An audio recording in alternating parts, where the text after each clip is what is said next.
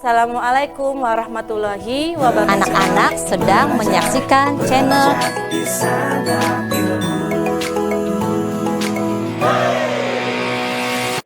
Belajar di Santap Ilmu.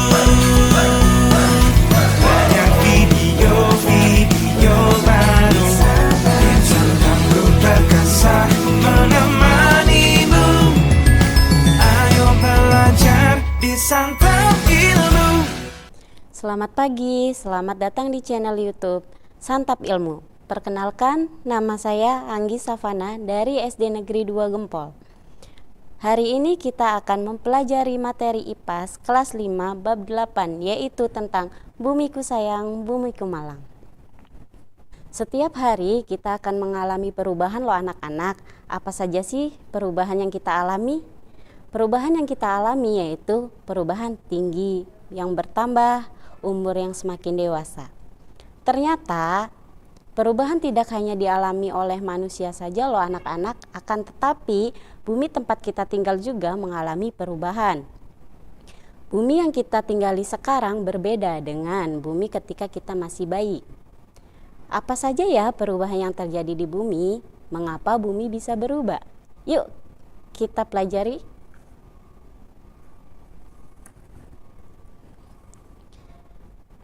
Perubahan bumi. Ada dua faktor perubahan bumi, yaitu faktor yang pertama adalah faktor alam, yang kedua ada faktor manusia.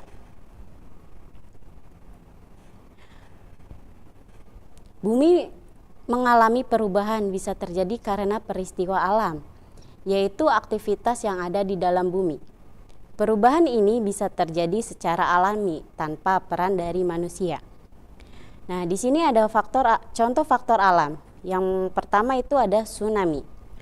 Tsunami yaitu gelombang laut dahsyat yang terjadi karena gempa bumi atau letusan gunung api di dasar laut.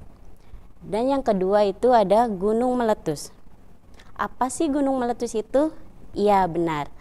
Gunung meletus akan menyebabkan gempa bumi. Saat gunung api melakukan aktivitas vulkanik, yaitu erupsi, gunung api akan mengeluarkan awan panas, hujan abu, lava, gas beracun, dan banjir lahar. Yang ketiga yaitu ada angin puting beliung. Apa sih angin puting beliung? Ada yang tahu? Iya, benar. Angin puting beliung yaitu angin yang bergerak dengan cepat dan memiliki tekanan tinggi. Peristiwa alam bisa menjadi suatu bencana loh anak-anak jika membawa kerugian bagi manusia dan menimbulkan kerusakan juga korban jiwa. Nah, yang kedua yaitu ada faktor manusia. Di sini ada contoh faktor manusia, yaitu yang pertama penggundulan hutan. Penggundulan hutan yaitu pohon ditebang secara besar-besaran untuk diambil kayunya. Selain itu, bisa juga bertujuan untuk pembukaan lahan tanpa izin. Misalnya, pertanian atau perkebunan.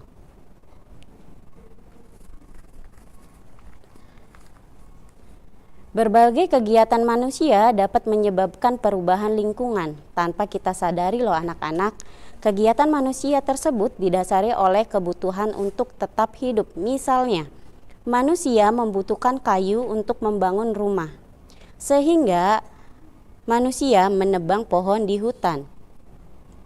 Jika tidak ada penanaman kembali, lama-kelamaan hutan akan gundul, tidak memiliki kualitas air dan udara yang baik. Tanah mudah longsor dan habitat hutan menjadi rusak. Yang kedua yaitu faktor manusia, sampah. Sampah plastik bisa mencemari lingkungan loh anak-anak dan mengandung bahan yang berbahaya bagi kesehatan. Sampah plastik yang tidak dikelola dengan baik, misalnya dibuang ke sungai, akan mencemari lingkungan. Air sungai tidak bisa dimanfaatkan karena mengandung mikroplastik. Mikroplastik dapat menjadi tempat menempelnya bahan berbahaya. Kemudian sampah dan sungai akan mengalir ke laut. Laut pun akan tercemar oleh sampah plastik. Lalu biota laut seperti plankton secara tidak sengaja dimakan ikan dan ikan tersebut dimakan oleh manusia. Dengan demikian, mikroplastik berpindah dari plankton ke makhluk lain termasuk manusia. Nah, anak-anak, dari materi ini ada yang ingin ditanyakan? Baik, jika tidak ada, Ibu tutup sampai sini. Terima kasih, sekian yang dapat Ibu sampaikan. Kurang lebihnya mohon maaf. Wabillahi taufik wal hidayah. Wassalamualaikum warahmatullahi wabarakatuh. Terus dukung channel Santap Ilmu dengan like, subscribe, dan share konten-konten kami ke teman-teman kamu ya. Sampai bertemu di konten berikutnya. Ayo belajar di Santap